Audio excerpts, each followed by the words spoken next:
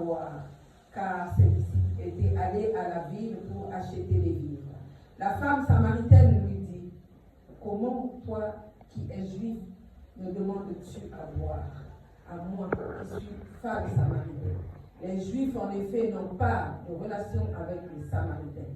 Jésus lui répondit, si tu connaissais le don de Dieu, et qui est celui qui te dit, donne-moi à boire, tu lui aurais toi-même demandé à boire, et il t'aurait donné de l'eau vive. Seigneur, lui dit la femme, tu n'as rien pour puiser, et le puits est profond. D'où aurais-tu donc cette eau vive? Es-tu plus grand que notre père Jacob, qui nous a donné ce puits et qui en a bu lui-même ainsi que ses fils et ses troupeaux? Jésus lui répondit, quiconque boit de cette eau aura soif. Mais celui qui boira de l'eau que je lui donnerai, n'aurait jamais soif. Et l'eau que je lui donnerai deviendra pour lui une source d'eau qui jaillira jusqu'à dans la vie éternelle. Amen. Bien-aimé, la femme lui dit, Seigneur, donne-moi cette eau, afin que je n'ai plus soif et que je ne vienne plus puiser. Va, lui dit Jésus, appelle ton mari et viens ici. La femme répondit, je n'ai point de mari. Jésus lui dit, tu as eu raison de dire, je n'ai point de mari. Car tu en as eu 5 maris, et celui que tu as maintenant n'est pas ton mari. En cela, tu as dit vrai. Seigneur, lui dit la femme, je vois que tu es un prophète. Notre père ont adoré sur cette montagne, et vous dites, vous, que le lieu où il faut adorer est à Jérusalem. Femme, lui dit Jésus, par ce ne serait ni sur cette montagne, ni à Jérusalem, que vous adorerez le Père. Vous adorez ce que vous ne connaissez pas. Nous adorons ce que nous connaissons, car le salut vient des Juifs. Et le Seigneur répond dans le verset 23, mais l'heure vient. Elle est déjà venue, tous les vrais adorateurs et en vérité, car ce sont là les adorateurs que le Père cherche. Dieu est esprit et il faut que ceux qui l'adorent en esprit et en vérité. Alléluia. Bien-aimés, nous connaissons cette histoire. Nous savons que dans cette histoire, à cette époque, les Juifs ne s'entendaient pas avec les Samaritains. Sauf que devant cette femme, Jésus se présentait, il était là devant, il demande de l'eau. La femme lui dit, hey, c'est quoi cette histoire? Mais pourquoi ne s'entend pas? D'où vient que moi je puisse puiser l'eau?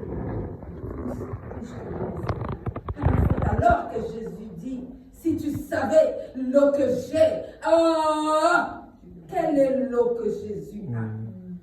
Quelle est l'eau? C'est une source intarissable. Cette eau, quand tu la bois, elle va jaillir en toi. Elle va jaillir dans ta tête. Elle va jaillir dans ton cœur. Elle va jaillir dans ton membre. À chaque fois, quand tu as un problème, la source reviendra. C'est quelle eau? C'est la parole. C'est quelle eau? C'est la parole. Et donc, j'ai intitulé mon thème La rencontre avec Christ qui impacte ta vie. C'est quoi impacter? C'est avoir un impact, une incidence de répercussion sur la charge qui impacte ou le résultat. C'est-à-dire, quand on est impacté, c'est quelque chose qui tient à cœur. C'est quelque chose qui commence à bouillir. C'est quelque chose, quand tu le reçois, c'est quoi? C'est-à-dire, ça a un effet. C'est-à-dire, ça a un effet. Et quand ça a un effet sur toi, ça change ta vie. C'est-à-dire, quand tu reçois, quand tu es impacté, quel que soit ce que tu peux faire, ça change ta vie. Quel que soit ce que tu peux faire, ça impacte. C'est-à-dire, ça touche tout ce que tu peux faire. Il va falloir que tu, dans tes pensées, dans ton intelligence, Dieu vient s'installer et Dieu commence à fonctionner. Amen. Quand tu avances, tu dis, Seigneur, je voudrais avancer avec toi. Quand tu recules, tu dis, Jésus, je voudrais avancer avec toi. Quand tu vas à gauche, Seigneur, je voudrais aller à gauche avec toi. Et cette femme, au premier abord, elle avait commencé par raisonner. Et pourtant, c'était les arrière-petits-fils d'Abraham. Mais ils n'étaient pas dans la révélation. Ils savaient qu'il y avait un puits. Mais ils ignoraient qu'il y avait une source plus, c'est-à-dire une source intarissable, qui était pour chacun ou qui est pour chacun de nous un appui. Cette source te donne vie. Si tu bafoues cette source, tu ne peux pas aller loin.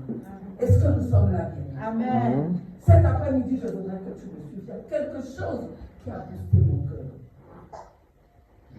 Les disciples, ils étaient partis loin. Mais la Bible déclare que chaque chose a un temps dans le livre d'Ézéchias, n'est-ce pas? Ouais. Quand ils étaient là avec Jésus-Christ, cette femme n'avait pas parlé. Mais quand ils sont partis, cette femme a fait quoi? Elle a parlé. C'est alors que la grande causerie va commencer. Jésus lui répondit, si tu connaissais le don de Dieu, et qui est celui qui te dit, donne-moi à boire, tu lui aurais toi-même demandé à boire. Amen. Parce que quand le Seigneur appelle, il fait quoi? Il donne la capacité, il pourvoit pour que, quand tu as soif, il est dans toi. Parce que, pourquoi il est dans toi? La Bible dit, si je vis, c'est même moi qui vis le livre de Zadak. C'est Christ, c'est-à-dire la source est là, la source jaillit dans toi, la source est dans toi, la source marche dans toi, la source se manifeste dans ta tête. C'est-à-dire que quand tu boostes, il y a aussi le Seigneur en toi quand tu bouges. Et que la chose n'est pas réellement, et que Dieu n'est pas manifeste, et que dans cette chose, il n'y a pas la nature de Dieu, ça fait quoi? Tu te perds. Or que quand il y a la nature de Dieu dedans, tu ne te perds pas. Parce que la source est là. Parce que la chose de Dieu est là. Amen. Amen. Alors nous allons continuer. On n'est pas encore arrivé là. On n'est pas encore arrivé là. Cette femme, elle dit quoi? La dame dit, Jésus lui répondit, quiconque boit de cette eau aura encore soif.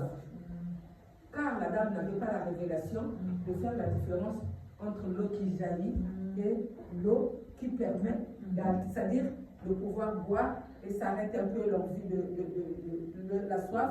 Et quand tu marches un peu, nous avons sous le soleil, vous voyez comment quand on a un peu soif, la bouche sèche. Avec le Seigneur, notre bouche ne sèche jamais. Est-ce que nous sommes là bien? Notre bouche ne sèche jamais. Alors c'est alors que la dame, notre bien-aimée samaritaine, elle dit, mais celui qui boira de l'eau que je lui donnerai n'aurait jamais soif. Et l'eau que je lui donnerai deviendra en lui une source d'eau qui jaillira jusqu'à dans la vie éternelle. Donc c'est cette source qui est en train de jaillir. C'est cette source où nous sommes en train de donner un coup de pied dessus. C'est cette source où aujourd'hui on prend et demain on jette. C'est cette source que nous avons la vie bien-aimée. Amen. C'est cette source qui rentre dans nos foyers. C'est cette source qui rentre dans le travail que tu fais. Amen. C'est cette source qui fait toutes les choses que tu es en train de faire. Amen. On pense que cette chose, elle est comme ça, elle arrive comme ça. Non, c'est cette source qui est en train de faire quoi? De jaillir. Alors cet après-midi, le Seigneur me dit, va dire à chacun de prendre conscience. Parce que cette femme, elle a eu un débat entre Jésus et elle.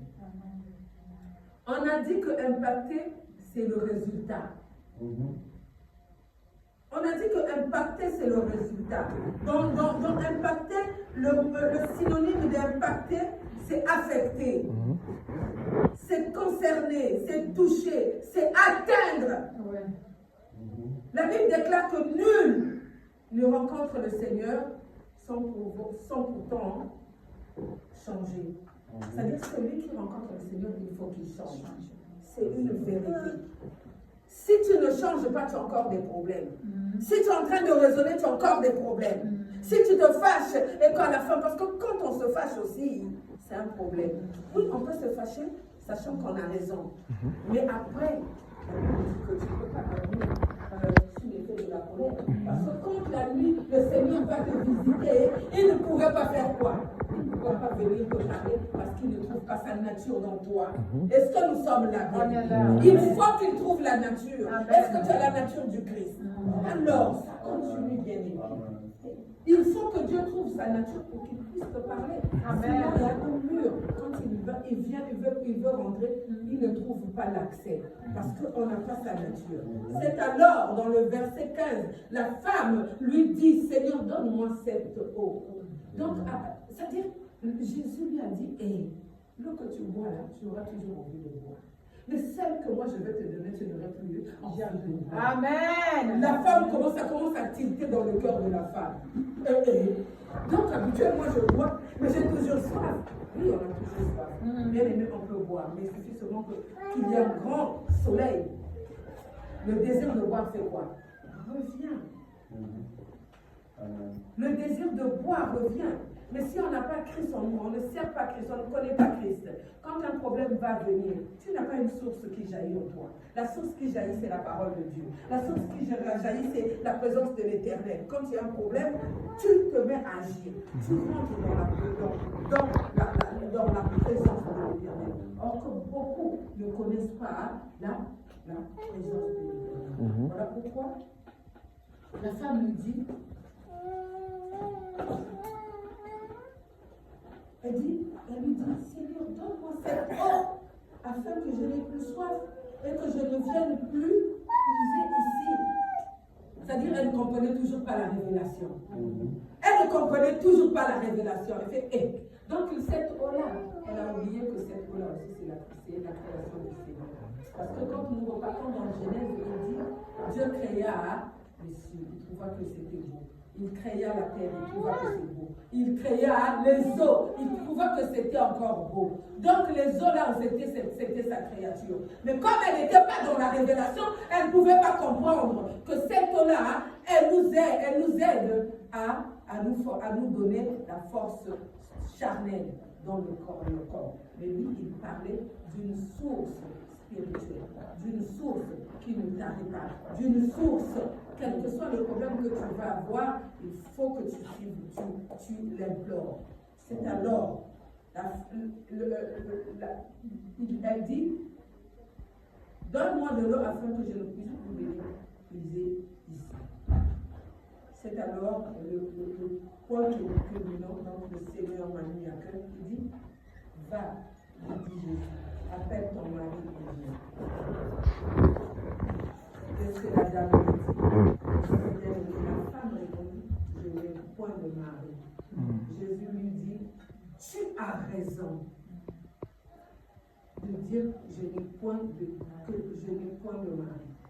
Car tu en as eu 5 maris. Et celui que tu as ne demandé pas à ton mari. Il y a une chose qui mettait un mur entre elle et le Seigneur. Et les gens de Samarie, les Samaritains, ils avaient l'habitude de faire ça. Donc, Dieu, pour atteindre Dieu, il faut qu'il y ait un mariage. Ça veut dire derrière le mariage, je compte l'alliance. La Bible déclare que l'homme quitterait son père et sa mère s'attacherait à sa femme. Pour que le Seigneur se manifeste dans un foyer, il faut que le foyer soit quoi? Mari et femme. Le Seigneur m'a illustré ça comme ça. Il dit, tu vois elle, ce que la femme faisait, moi je ne pouvais pas être en elle parce qu'il n'y avait pas une vraie alliance. Dans la vraie alliance, la Bible déclare dans le livre de Jean 14, 6, il dit que Jésus est le chemin, n'est-ce pas? Oui. Il est la vérité, n'est-ce pas? Oui. Il est la vie. Celui qui prend ce chemin, il faut qu'il soit quoi? Véridique. Alors je parlais de quelqu'un. Amen. C'est-à-dire, quand la femme a commencé à parler, elle aurait pu cacher ça. Elle aurait pu dire non, j'ai pas. Mais elle a dit, je n'ai pas de mari. Et il nous répond, c'est vrai ce que tu as dit. Et c'est alors, il dit, même celui avec qui tu triches, voyez-vous, c'est-à-dire qu'il y a un mensonge dedans. Lui, il l'avait déjà vu. Il dit, même celui qui est avec toi, hein, ce n'est pas ton mari, ça veut dire qu'il ne peut pas avoir alliance. Il ne peut pas avoir une alliance. C'est-à-dire que l'alliance commence au mari et femme. La Bible déclare que l'homme qui devrait son père et sa mère, ça ferait quoi? Ça tâchera. Or que dans la tâchée, il y a quoi? Il y a l'alliance. Amen. Quand on n'est pas marié, vous allez dire qu'on dirait que maman Ève, elle s'arrête que seulement de l'alliance de mari-femme. Non. Ceux qui ne sont pas mariés aussi, ils ont une alliance. Mais quand on tisse une alliance, si dans l'alliance, on va à gauche et à droite, il n'y a plus d'alliance. On vient, on sert le Seigneur. On vient, on sert le Seigneur. Mais la Bible est claire là-dessus dans le livre de Jean. On a pris le chemin, mais il n'y a pas de vie. On vit, mais il n'y a pas de vie. Et la Bible dit, rencontrer le Seigneur, c'est avoir une présence de Dieu. Or, que pour qu'il y ait la présence de Dieu, il faut qu'il y ait quoi? Un lien. Le lien, c'est quoi? C'est l'alliance.